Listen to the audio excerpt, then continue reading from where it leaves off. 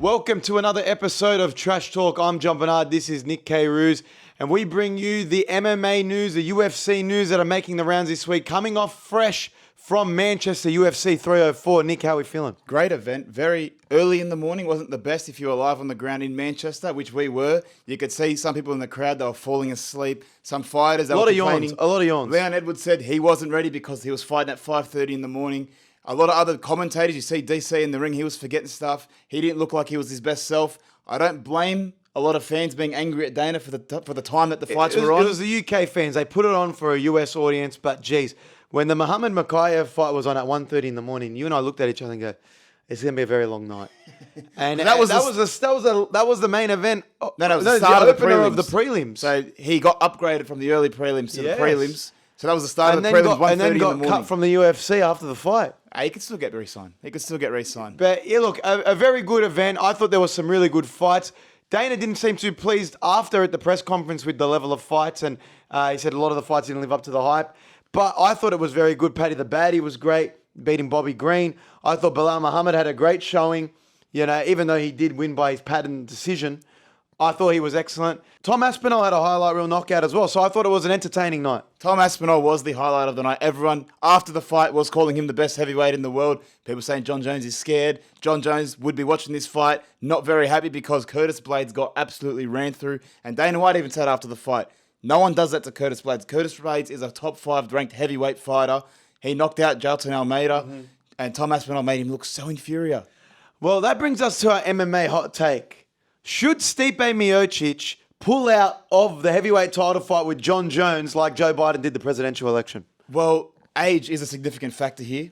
Joe Biden, because of his age, had to drop out of the race. Yeah. Stipe Miocic, because of his age, probably should drop out of this fight.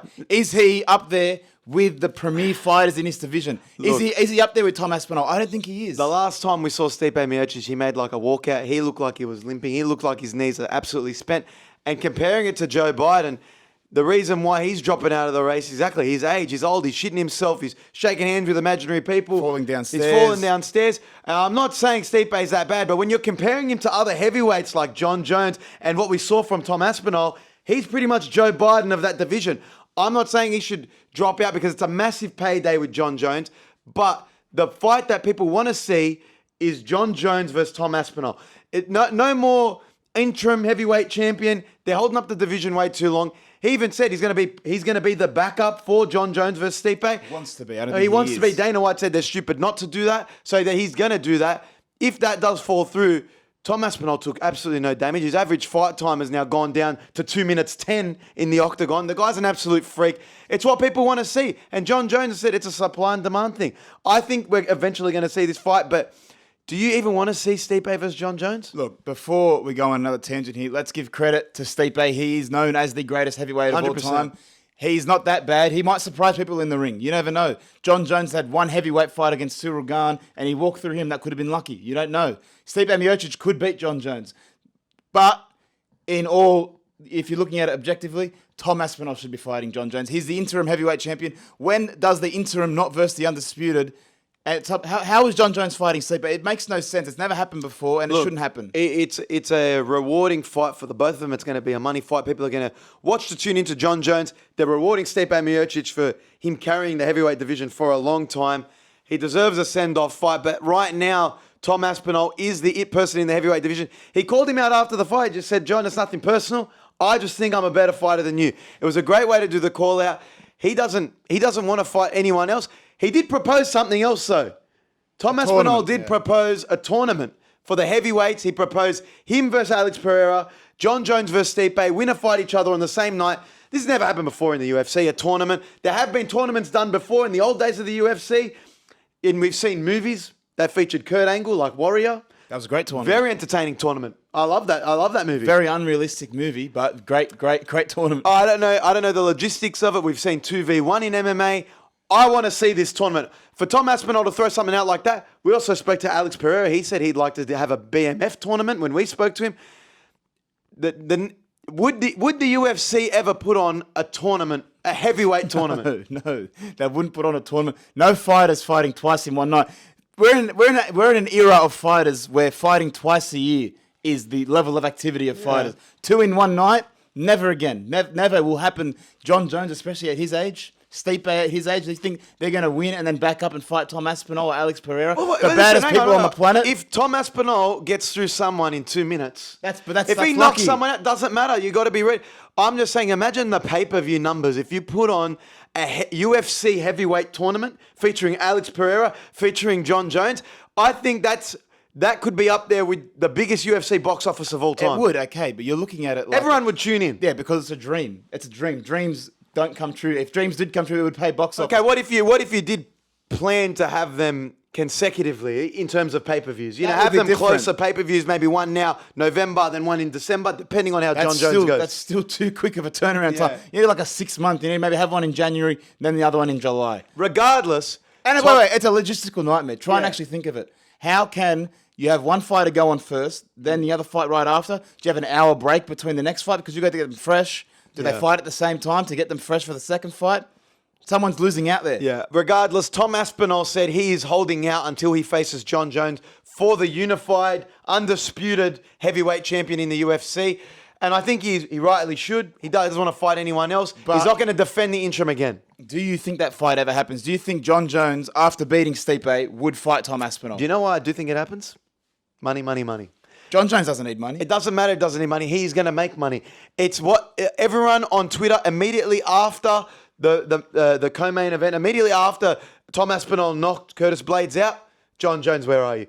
Let's see it, Jon Jones. We want someone not to conquer Jon Jones, but it's a fight. It's an entertaining matchup we want to see. And people are coming out saying Tom Aspinall is the best heavyweight right now, and Jon Jones is the only person that's holding him from claiming that title. He wants that fight. I think it will happen. Listen, Dana will make that fight happen. It's all up to Jon Jones. That's what I'm saying. Jon Jones. He would get buried online. Not that his legacy will be tarnished because he's the greatest fighter of all time, but he would just look like he's ducking one of the greatest heavyweights. It could be seen as a passing of the torch match. But imagine he retires after facing Stipe with that Tom Aspinall fight in reach, and people say you bitched out. No, because he's already got the greatest legacy in UFC history. He's a champion at 23. He's been fighting for 13, 14 years. He doesn't need to fight Tom Aspinall. He could retire. He's already a 2-division champ. He's conquered the heavyweight division. He's beaten the greatest heavyweight of all time in Stipe. He doesn't need to fight Tom Aspinall at all. But why couldn't Tom Aspinall be his retirement fight? Because he could lose. Because he could lose. He could definitely lose. Why do you want to lose? Why would you risk your legacy as an undefeated fighter? Well, that's the difference between... Khabib retired at 29 and because he probably got scared. Listen, Floyd Mayweather faced Manny Pacquiao. Floyd Mayweather faced Canelo. Floyd Mayweather faced Ortiz. Like, you put yourself up against the best so you can be the greatest of all time. And it's, like I said, it is up to Jon Jones whether he wants to prove that he is still the best in the world or not. And that's what it would be billed. I'd love to see it. Fans want to see it. They're stupid not to make it. If it's what I want them to have a match. If it's what I think's going to happen, it's not going to happen. Now, like we said, we were at Manchester. The crowd went through ups and downs. They were about to fall asleep after the prelims. Then they got right back up for Paddy the Baddie when he was coming out. He got the crowd up. But look, like we said, there was a lot of yawns. There were a lot of people tired in the crowd. They weren't getting up to celebrate much. The sun was coming up when the main event was on. Yeah. That tells you how late into the night the matches were going. So much so that Daniel Cormier, when announcing Belal Muhammad was the welterweight champion, said, "Give it up for your welterweight champion, Leon Edwards." And Belal Muhammad, the poor bloke, he's been wanting a title fight for how many years? He was crying in the ring when he won the title. Remember the name is his name.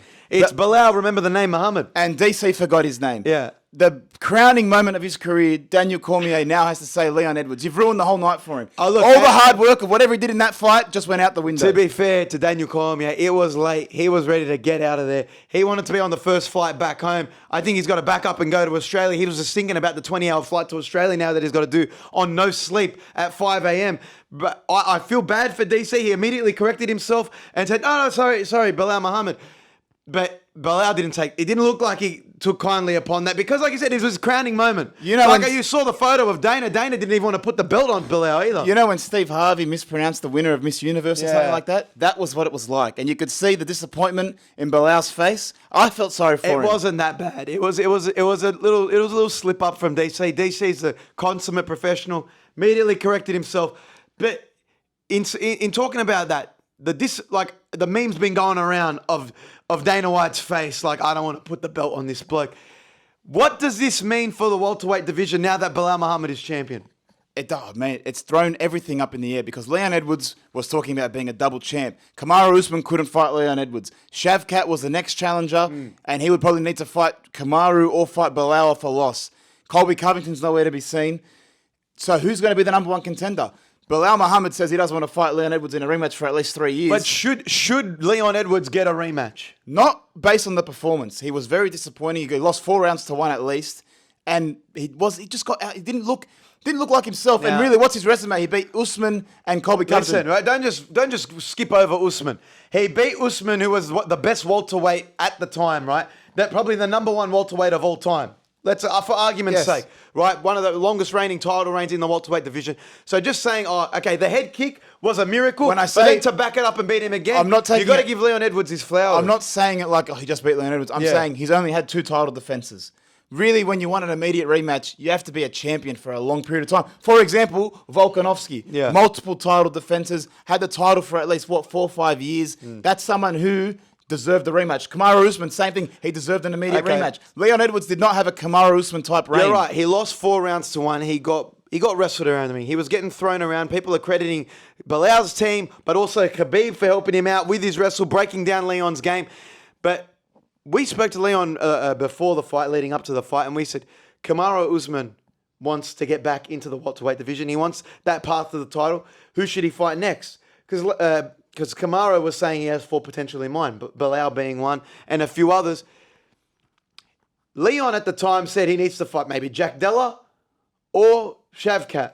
He said Shavkat or Ian Gary, both undefeated in the welterweight division. Now that's kind of shifted to Leon. Leon's not going to get a rematch. Dana White said, we won't be looking to a rematch either. It was too dominant. Leon Edwards did say he was a little bit tired due to the time, but he also said he was working with a sleep specialist too. It's hard for Dana because he knows Leon doesn't sell. It's a very hard main event to sell.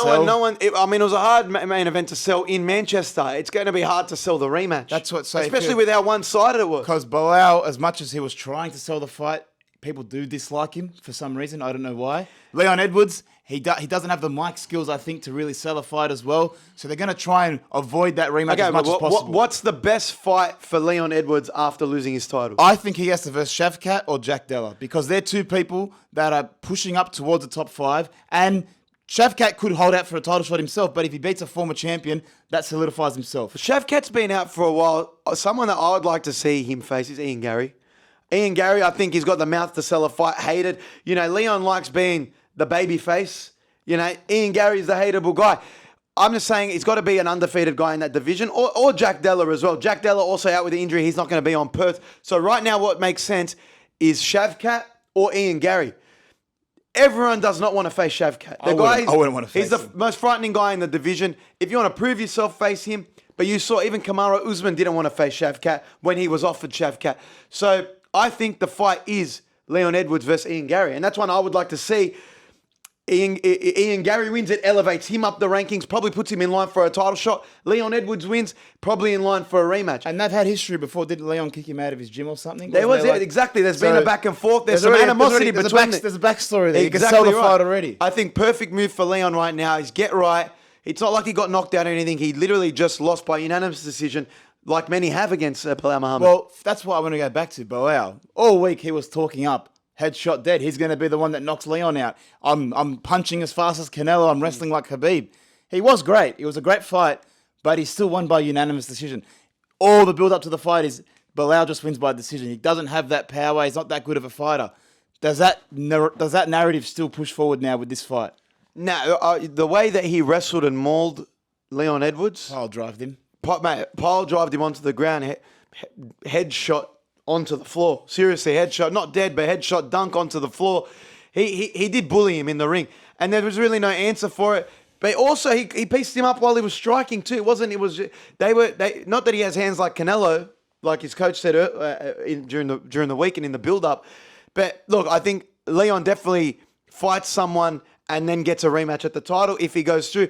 But what's next for Kamaru Usman, who pretty much has laid claim to Belal Muhammad now? He said, look, for me, what makes sense is me getting my welterweight strap back and me facing Belal Muhammad in December. Well, I could imagine Kamaru Usman watching that fight with the biggest smile on his face because there's no path back to the title immediately as with Leon as champion. Yeah, With because that's setting up a fourth fight. With Belal as champion, Kamaru Usman makes sense because who else in the top 5 right now could face Belal for the title? Not Colby, not Leon. Shavkat maybe, but he hasn't had that big win. Shavkat needs not that one big win, but just one solidifying victory that is in a top-ranked fighter, not a Stephen Wonderboy Thompson, but a top-ranked fighter like an Ian Gary that propels him to finally give him a title Ian Gary, Leon Edwards or Kamaru. If Shavkat needs a top-ranked fighter, Colby, Leon, or Kamaru. I just say Ian Gary because Ian's calling him out wanting to take his zero. I wouldn't. If I'm Shavkat, I wouldn't waste my time talking about Ian Gary. But personally, who would you rather fight, Belal, Shavkat or Kamaru?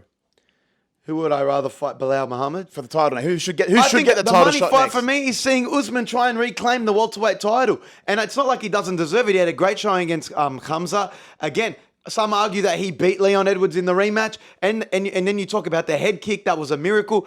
Let him have a stab at reclaiming that title. A wrestler versus wrestler. You know what I mean? Hey, Kamaru's a great striker as well. I know Kamaru's a great striker, but he's also a great, a well-established wrestler. I think it would be a great fight. Both would have great game plans going into it. But again, otherwise, he said I could understand how other people would look at it and say, no, you need to earn a victory in the welterweight division before going for the title. But who would he fight? Like I said, a Jack Della, an Ian Gary, maybe. I would like to see him go straight for Belal. And it's a fight that would sell. It's intriguing. But see, why I'm angry at Kamaru Usman is he should have had a fight earlier this year. Because then no matter the result of this fight, he could have been next in line. He should have fought Jack Della instead of Gilbert Burns. He could have fought Gilbert Burns. Who knows? He could have fought anyone in that top 7. Could have even fought Ian Gary in July. Like, he should have had a fight because now it's what? It'll be more than a year before he fights again, if he fights Belal, say, in December. Yeah, this has thrown a massive spanner in the works for the welterweight division with Leon Edwards losing. The last time Leon Edwards lost, Volkanovski wasn't even in the UFC. Jeez. Okay? Michael Bisping hadn't got his 185-pound title yet. There was a lot. There's a whole list of a litany of things that happened. Was Jon Jones innocent? Was not a criminal at that time? I don't think Jon Jones had popped for steroids yet. There's so many other things that hadn't happened since Leon Edwards' last loss that we've never seen Leon Edwards lose for a long time. So it's thrown a massive spanner into the works. Let's see where the welterweight division ends up. I hope there's a fight before the end of the year. I will say now, though, because Leon Edwards has lost the title, it's enough talk from fighters about being double champs. Leon Edwards was talking about how he's going to go up. Conquer your division first before you even mention the words double champ. I mean, straight after the press conference, Belal's saying I could go fight Dricus. Just why? Like, mate, let's just dominate your divisions. Have be a the minimum. Islam Makhachev. I want to dominate my division. And not that he has because he fought versus Volk twice, but he also talks about wanting to go up. And that brings us to now, now that Belal's champion, does Islam even want to go up and try and claim the welterweight title and be a double champ? Belal has said, Islam's my brother, we won't fight. So Islam has said that as well. I think in Newark, he said, look, if Belal wins, maybe we'll talk about it. Maybe. It's a big maybe. I don't think they want to fight each other. But that's kind of disappointing because Islam, if he does beat Sarukian, he should be going for a double champ. That he's won 3 titles. He's kind of cleared out his division. He's cleared out the top 5, maybe besides Gaethje. So there's really nothing else for him to do. He deserves to go for a double champ. I'd say maybe a Charles rematch. Throw one rematch in there. But Charles lost to Sarukian, so like... Yeah, I know. He's down. It's matchups. I think it's matchups. But look, 2 Muslim brothers. Hard to pit them against each other. Well, they've trained together now. Yeah. But Islam, I think, would clear him. Yeah. If Belal's seeking advice... Top-level striking and wrestling, and you're seeking advice from Khabib and Team Eagle FC... I'm saying, but especially for Islam, like, you got to continually challenge yourself. He wants to solidify that pound for pound. Because if Jon Jones wins a fight, I probably guarantee they're going to put him above Islam in the pound for pound. But they shouldn't, but they probably will. So to continue your legacy and remain at number 1 in the pound for pound rankings, you got to go for the double champ. So I don't think Islam goes up anymore, but that means he's just going to further clean out his division. Meaning, I think he's either going to be on the Abu Dhabi card or going to be on the November injured? He's card. got a hand injury? Now he's talking about a potential wrist injury. Might need surgery. So, that'll put him out probably for the remainder of the year if that's the case. But it just looks like we're not going to see Islam double champ as so long as Belal is champion. Yeah, which is disappointing, but hey, that's what Kamaru Usman said he didn't want to fight Adesanya. He didn't go for double champ earlier. Leon Edwards said the same thing. If Adesanya's champion, I don't want to go up and claim that. What's with these guys being friends? How boring. You're in the fight game. It's a lone game. Go and claim your legacy. Jon Jones and Rashad Evans ended up fighting each other. There's no friends in the game. You got to do what's best for you and what furthers your legacy. Yeah, I agree. Now, someone that I think stole the show at UFC 304, Paddy the Baddy. He was great. He was the most electric part of the night and got a great submission victory. Comes out doing the Paddy dance. Everyone got up. He clears the guy in round one. Bobby King Green did not look like a king. Paddy called himself the King Slayer to submit the guy in round one. Dana after the fight said, Bobby Green hasn't been submitted since about 2009. Paddy's the first guy to submit Bobby Green in the UFC. And everyone's raving about how well he did it as a wrestler. The transition from the triangle, right? Initially the guillotine to the triangle to the armbar. Well, I think he was asleep by the armbar. He was asleep he was asleep before he snapped his arm. I think it was great. Showed that he's not to mess around within the division, and officially gives Paddy a ranking. Can the haters still say Paddy isn't going to be a champion in that division? Yeah, you can still say not to say not to be a champion, but can the haters say that Paddy the Baddy is still overrated? You can still say it because the Jared Gordon fight did happen. You can't erase that from history. He did get pieced up and probably lose that fight. Objectively, he lost that fight. But after a good showing against Bobby King Green, he gets a ranking. And he looks like a more serious fighter. The only criticism people are now saying is, listen, you went over an old man, Tony Ferguson, you didn't even knock him out. Now, 37-year-old Bobby Green, but Bobby Green's no slouch. Yeah, and to do that to him in one round and submit him shows how technically great you are. To be a Good hater. on Paddy. To be a hater, Bobby Green is old. He is old. 37. And he shot on a grappler.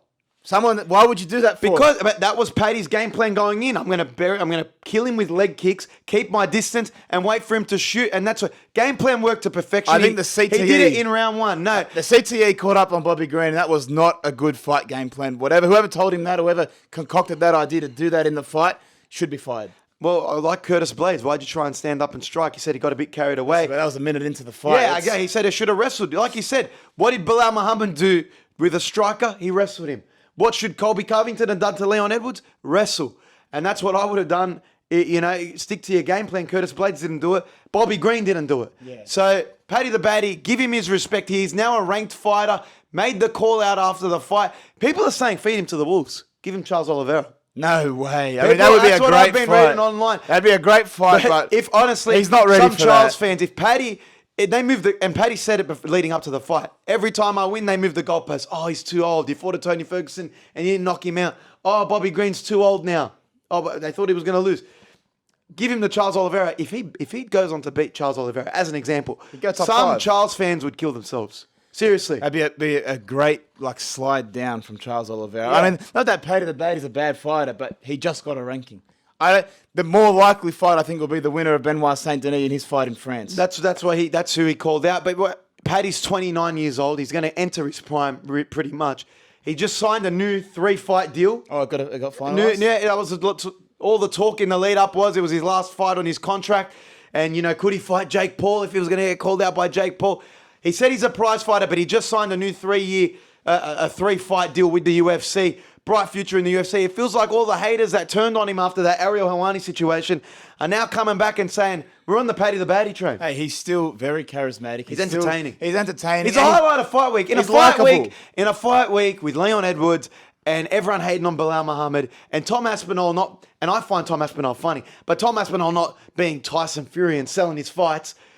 Paddy the Baddy is the highlight of fight week. And he hopefully he doesn't blow out between fights. I think it's not good for your health and probably not good for your fighting. You can't train when you're 500 kilos. Do whatever heavier. you want, Paddy. You're winning. It's working. You are the Christian Bale of the UFC. You can do it. If you need a blowout and keep eating Burger King and whatever it is, and you can't help yourself while you got 2 kids at home, go for gold. Because when you strip weight and you commit yourself, he's winning fights. I'm just saying, I'd like to see Paddy the Baddy maybe fill in on short notice. I don't think he has the ability to do that when he's 500 kilos after eating McDonald's and KFC all you can eat. Very true, very true. Well, someone that was disappointed with the fights, but gave the bonus to Paddy the Baddy because he thought Paddy had a great fight, is Dana White. Dana White came out after at the press conference and said, you could blame everyone on the Manchester fight card for no more inflated fight bonuses. No more $200,000 bonus, no more $300,000 bonus for a fight. Dana White said it's going to be a strict $50K going forward. Well, at the press conference, he kind of got guilt-tripped into giving the extra bonuses. It happened at the last two press conferences. Happened at UFC 300 as well. Hey, it's 300. Can we get 300 grand? The most recent one, Bobby Green, they're all yelling out, Dana, 100K bonus, 100K bonus. Yeah, okay, here it is. And I feel like Dana White was going to say this regardless. He came into this card saying, look, I'm not going to have all these fighters continually beg me and make me look like a shit bloke every time I say no. I'm going to come in and say, really, no matter the result of this fight, he was going to say there's no more bonuses. He's blamed it on these guys. They're being made the scapegoats. I don't even think the fights were that bad. Paddy the Baddy and Tom Aspinall, they're worthy of a bonus or a decent bonus. And I don't see what the problem was. They got their big bonus. Like Muhammad Mokaev, he came out swinging. Nah, look, he didn't come out swinging, Muhammad Mokaev. He was wrestling that. I mean, there was more fighting done at the weigh-ins in that fight. But look, I sympathise with Dana. The whole point of the bonus is to incentivise knockouts and big highlight reel moments. And look, apart from Tom Aspinall and Belal Muhammad not being a barn burner, as that's what he called it. I kind of sympathise with Dana. And what's the point? If every press conference, the fighters are just going to keep begging for inflated bonuses? No, listen, you win, you get 50 grand. You get paid pretty well. You're on your fight deals. You got your endorsements. I think the way the UFC is going, you can't criticise it too much. I agree with Dana because you did have to put an end to it at some point. But making these fighters the scapegoats, I don't like. Because not only are you making these fighters fight at 5 o'clock in the morning, they're already at a disadvantage from that. You're now saying that they didn't put on a good enough performance, so other fighters that could put on a good performance aren't going to get a bigger bonus. You didn't have to blame anyone. Just say you don't want it to happen anymore. Yeah. It's just Dana sometimes gets a bit carried away in those press conferences. He was a bit pissed off. He may have been tired. Tom Aspinall said he got up at 8 a.m. and didn't sleep. He was up for 22 hours, and he was quite tired out there. Dana was probably tired. He was also very angry because in the press conference, he pretty much cut Muhammad Mokaev. Well, Muhammad Mokaev was on his last fight. He made that known throughout fight week. Post-fight, when he interviewed him, he was kind of campaigning to be re-signed, which I thought was a bit funny. Then Dana White at the end of the night just says the PFL are going to gain a great undefeated fighter. Wow, that just says that we don't want this guy anymore. Well, it's weird because the guy is 7-0. He is the best prospect in the flyweight division. I think should probably be next in line for a title against Pantoja, right? A title shot. And the fact that you can just cut a 7-0 guy who's kind of proven himself, a lot of people are saying it has nothing to do with his wrestling heavy style. And because some of the greats like Khabib or the champion who just won the fight on that night, Belal Muhammad, is a wrestling dominant fighter. He got cut, I think, because of his out of the octagon antics. Well, that's the only thing that makes sense. He did have a lot of problems this fight week with Mokaev. I think he's fought him 3 times before the fight. Well, rumours were pretty much confirmed that during the fight week, he goes up to Mokaev and says, hey, let's get a photo. Show we got no beef. We're Muslim brothers. Let's get a photo. As they're getting the photo, smack. Sucker punches him. I don't think the UFC look kindly upon you punching your opponent in the lead up to fight week. That could put the fight in jeopardy. But then there was mixed messages because it was supposed to be on the early prelims, the main event, the early prelims. Then it got moved up to the opening of the prelims. Well, first it was on the main card, then got dropped. So which no one understood. They thought the fight was going to get cancelled. Muhammad Mokaev said that the UFC told him, you can't wrestle or don't shoot for takedowns in this fight. Try and stand up, make it exciting. But Muhammad Mokaev was a fan favourite. When he entered the ring, people were going nuts. People wanted to see him. They were booing Mokaev. I'm surprised they didn't let him go on the press conference because they would have lit it up. But again, does that say something about the UFC? Your best prospect in that division. I know Dana probably doesn't even like the flyweight division, but your best prospect in that division can just get cut like that. Well, that's the thing as a fighter. You're still beholden to the UFC. They're still your boss. You're still working for them. So if they say something, you best abide by it because if you're not going to work within the lines that they're putting out, you're going to get fired. And Muhammad Mokaev, I'm surprised they're not re-signing him because I think he's a good wrestler, young. I think he could be a great bad guy of the division. The guy, when we spoke to him, he was a legend. Gave us some fun, entertaining stuff. He's not scared to call anyone out. Again, that put him to 7-0, undefeated in the UFC. I think he hasn't lost a fight in 32 fights he put on his Twitter. He's only 23 years old. And for them to cut him like that, I think he's a bit premature. I can understand teaching the guy a lesson. But look, could somewhere like the PFL be the best thing for Muhammad Mokaev? Well, it's like in wrestling. You go to AEW, you go to an independent circuit wrestling promotion. boost your profile. You see Drew McIntyre, he went somewhere else, came back jacked, even better. Muhammad Mokaev could go somewhere else, but I think the other promotion, I don't know if they have flyweight divisions. I think he has to put on a bit of weight, wrestle a bit heavier, but that could be a disadvantage for him because maybe he's not ready for that. The UFC is the premier fighting division as well, so that is going to bring you back a bit, especially when you're already a top 10 ranked fighter. But is there a chance maybe he gets re-signed? I thought after the fight, Dana's maybe just using this as a negotiation tactic, just put a bit of shit on him so you can lower his price. But officially, I read, they've told the people that rank fighters, don't include Muhammad Mokaev in your rankings. He's off the ranking list. He's officially off the ranking list. I feel like that's kind of like the nail in the coffin of we're getting rid of you. Again, I do think we eventually do see him back in the UFC. He's only 23 years old. He probably just has to prove to them that there won't be any antics outside of the octagon, and he will be a mature fighter. And going somewhere like the PFL or, other promotions, bare knuckle, whatever it is, I don't think he's a bare knuckle fighter, but I think that'll mature him and show how much appreciation he will have for the UFC. And like when you look at the other prospects in the flyweight division, Brandon Moreno, who lost to Pantoja, Steve Erceg, who got a fight, who's fighting Kai Kara France. There's no one like Muhammad Mokaev with his record right now, a ranked fighter, the youngest ranked fighter in the UFC. I think it's stupid not to have him in there. I think he eventually comes back around. Someone get on the phone to Hunter, someone in his team, plead and get back in the UFC. Another big announcement from the weekend, which Dana made an announcement for on an Instagram Live to make another announcement, to make the announcement the next day. Dana White announced finally the UFC no-shake card, UFC 306, which will be headlined by Merab and Sean O'Malley. This is supposed to be the Sphere, like the premier event that Dana White's been talking about. Dana White has said this is going to be the best combat sports event of all time. That's how he built it. Because 300 is supposed to be, following 200, which is going to be the WrestleMania of fight cards. Again, 300 got criticized for not living up to the hype. When you build something, the best, the most entertaining card or, the best combat sports event of all time, you want to deliver. Well, he said it's going to be the best ever. And, it's UFC no trade. They've got the Saudi Arabians involved. I was expecting big names. When the way he sold it, you're expecting Conor McGregor, Chandler possibly. Jon Jones, you're expecting a possibly stacked card with Max Holloway and Topuria on there. Max Holloway came out and said, I'm disappointed I'm not on the card. He goes, Spanish and Mexican, where'd we get our independence from? It's perfect. It would have lined up perfectly on the card. But again, they're not, that contract's been signed, but they're not announced for the Sphere. The main event for the Sphere is O'Malley versus Merab. That's kind of been locked in for some time.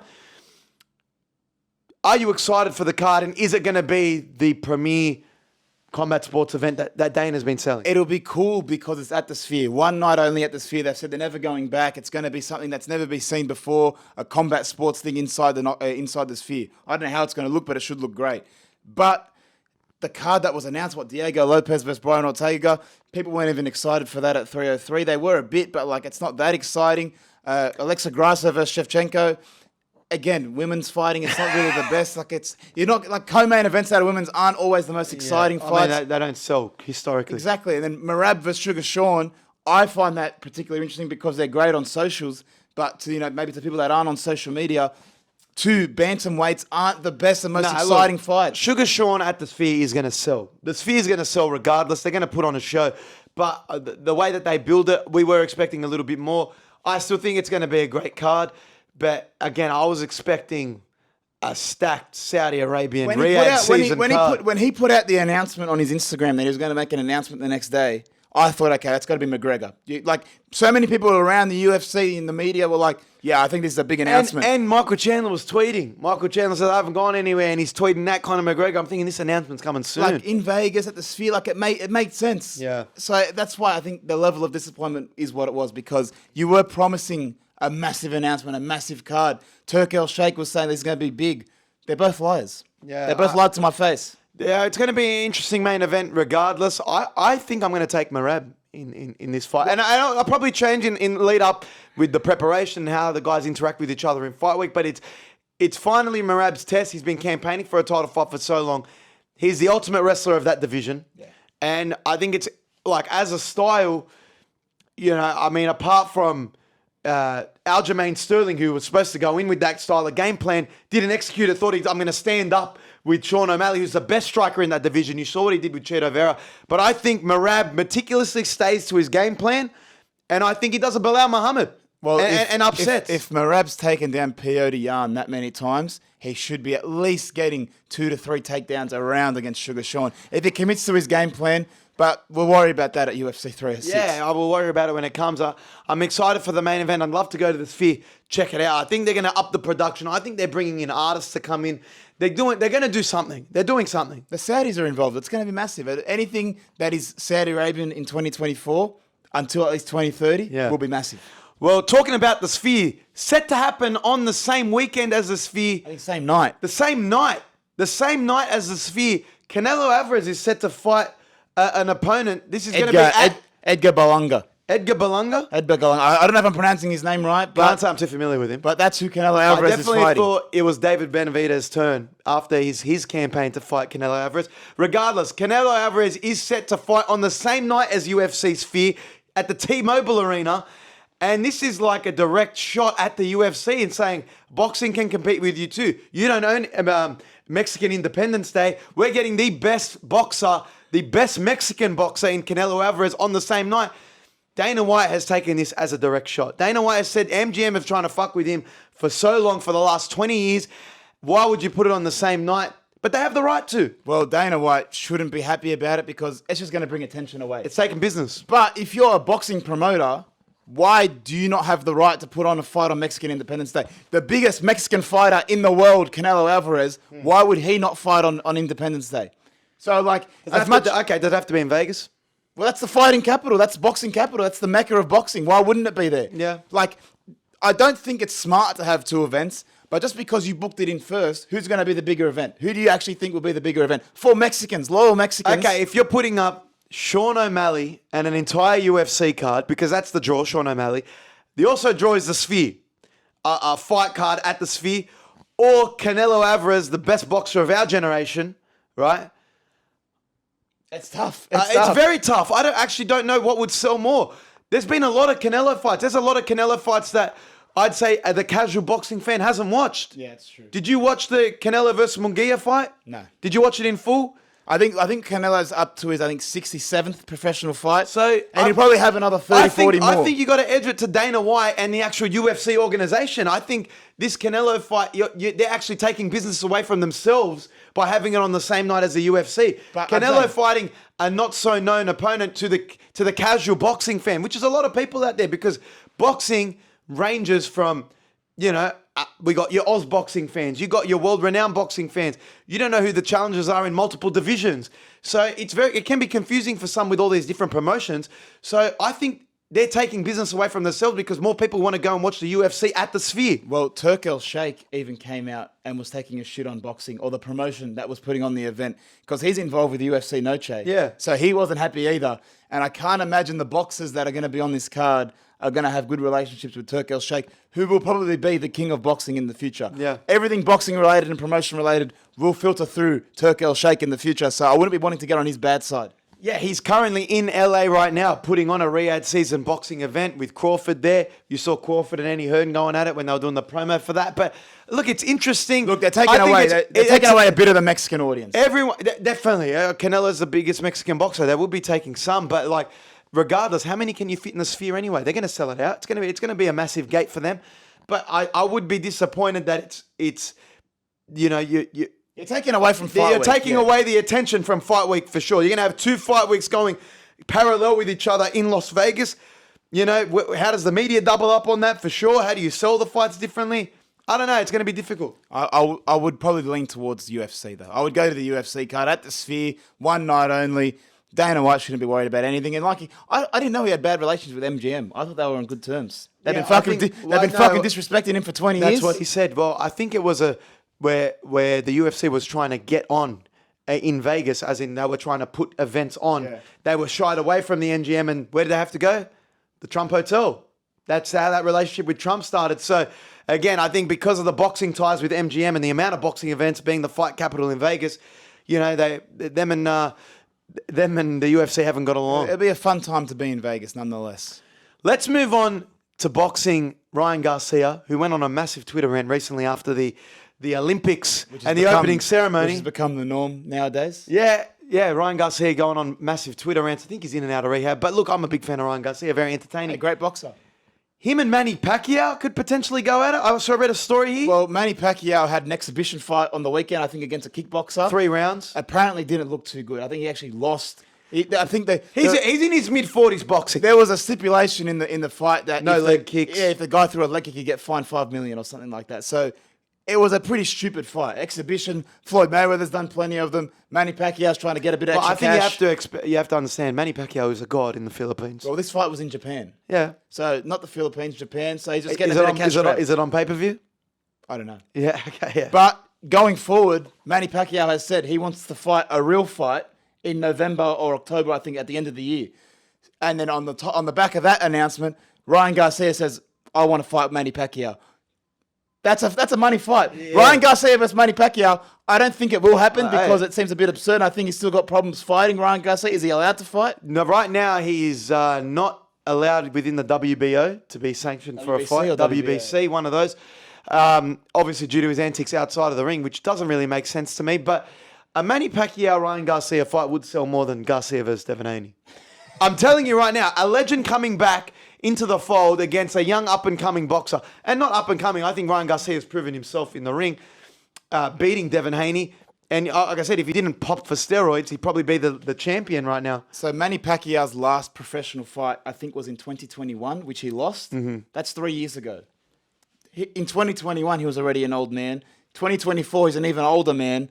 I don't think he's actually going to come back. If you're doing it for pay-per-view numbers, Saudi Arabia, let's get it on a card somewhere. That's probably the only place that would put it on because you get one of the greatest of all time. The thing with Ryan Garcia now is he's calling out anyone and everyone. The guy is being stripped away from his livelihood. He's being told he can't box. Okay, there's something going on with his kid situation. I keep up with the tweets.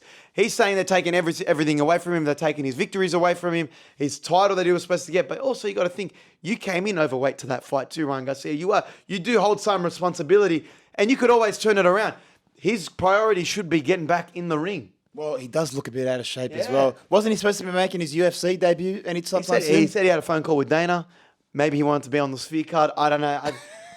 Again, you can't believe everything you read when you're going to Ryan Garcia's Twitter. So I don't think he's going to be fighting anyone anytime soon, and I don't think Manny Pacquiao's fighting a real fight anytime soon. He'll maybe have another exhibition fight. I want to circle back to haters online because Garcia copped a lot of flack when he goes on those Twitter rants. Belal Muhammad now being the welterweight champion, does the hate come off a bit? Does the hate get relaxed a bit on Belal Muhammad? You can't take a shit on a guy that's the champion. That's conquered the division. When you are the champion, you are the king of that division. And he beat someone, Leon Edwards, who had beaten the guy in Kamaru Usman and beating the second guy in Colby Covington. So now Belal Muhammad, you can talk shit about the way he wrestles, the way he fights. He got a unanimous decision victory. That's not easy to do. A unanimous decision victory over a champion in a championship fight, 5 rounds. That means you've done well. 4-1. I would give him the respect all throughout fight week. He did his best to try and sell the fight. Maybe it was a bit corny. You can maybe hate on him on that a bit. Again, but you know what? He was getting booed by the home crowd fans, and he took it in his stride. He said, listen, I only care about my family. You're all going to be crying. And in the press conference, that's what he said. Where are the haters at? I'm the champion now. He's taking a green Lambo around in Manchester saying it's my city now, holding the belt up. I want to see champion Belal. I want to see how far this goes. He's got a massive community behind him. The Palestinian community, the Muslim community behind him now. He is now officially a champion. And you know what I like? He's keeping receipts.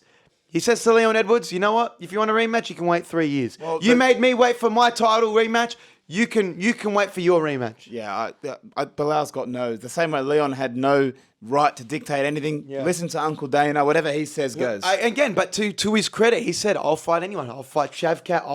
I'll fight Jack Dell. I'll fight Ian Gary." He goes, "Line them up. I'll fight him next." Does he fight before the end of the year? Does he have a rematch? Yeah. I think he'll fight December. That's the only card of the year that doesn't have a main event yet. Belal Muhammad versus Usman in December. I'd like to see it happen. Yeah, it's not bad. Let's mark that. We'll clip that and come back to it when they have a date for it. But that's something I want to see. Going to WWE now, we'll be making a clip out of it this week because it is SummerSlam week. This is the second biggest pay-per-view before WrestleMania. It'll become a 2-night pay-per-view, I think, next year. So Next year, it's becoming a 2-night event. shows you how big it is. This is second to WrestleMania when it comes to WWE. We've spoke about our predictions before. The card is pretty much set. Let's go through our predictions right now. Gunther versus Damian Priest for the title. Who's winning? Gunther is winning and then defending the title in Berlin. It's an easy one. Damian Priest is probably going to cost... Finn Balor's going to cost Damian Priest the title. Gunther's winning. I think Gunther is winning, and this is setting up Gunther being the one of the best foreign heel champions on Raw. He's going to be a dominant champion for some time, and you can see slowly Damian Priest is becoming a good guy. Slowly. The Judgment Day is breaking up. He's becoming a very likable character. I think this is going to be the demise of the Judgment Day. Finn Balor is going to turn on Damian Priest somehow and cost him the title. Gunther wins. CM Punk versus Drew McIntyre with Seth Rollins as the guest referee. Seth Rollins is going to cost Punk the match and Drew McIntyre is winning. I'm calling that now because they got to set up the Punk and Seth Rollins feud at least a bit. They got to show some animosity there, and Drew McIntyre needs the win. I disagree with you. I think Seth is going to be pretty impartial, okay?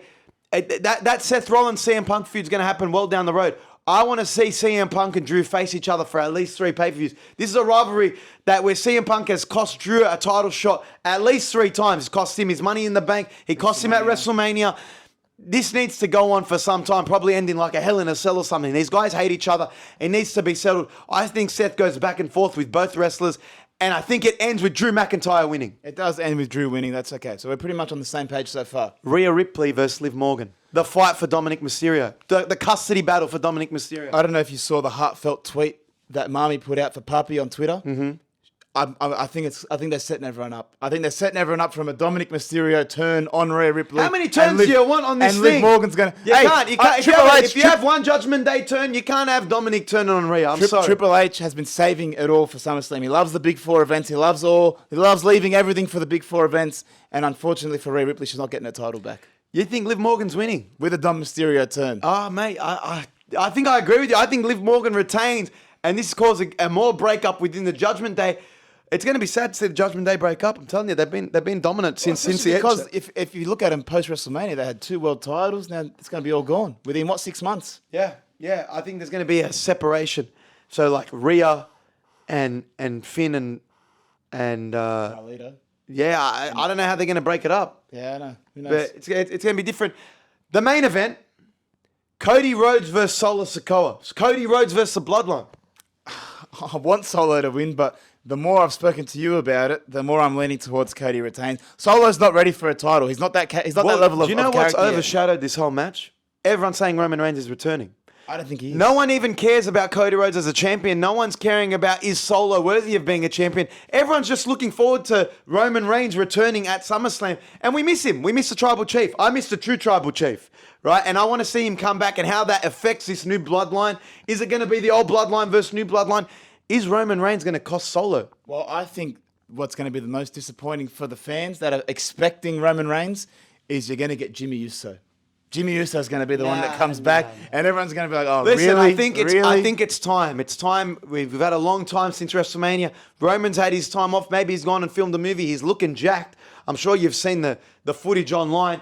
It's time for him to come back, and let's set up this bloodline versus bloodline. Who is the real Tribal Chief right now? And I think Cody Rhodes wins. Cody Rhodes wins because they got to set up him versus Randy Orton, and they need a face champion. Solo's not there yet. Cody Rhodes is winning the match. Well, make sure you stay in tune and tuning into SummerSlam. It's on this weekend. We might do a live stream or we might do something on it. I want it to be there in person, but it looks like we're going to have to maybe be there for Survivor Series when it's Bloodline versus Bloodline. Fingers crossed. I don't know. War games. But again, anything UFC, WWE, combat sports, boxing related, make sure you are subscribed to Trash Talk on YouTube. Check out our clips at Jon-Bernard K on socials. That's all for Trash Talk this week. Back to you in the studio, Ryan.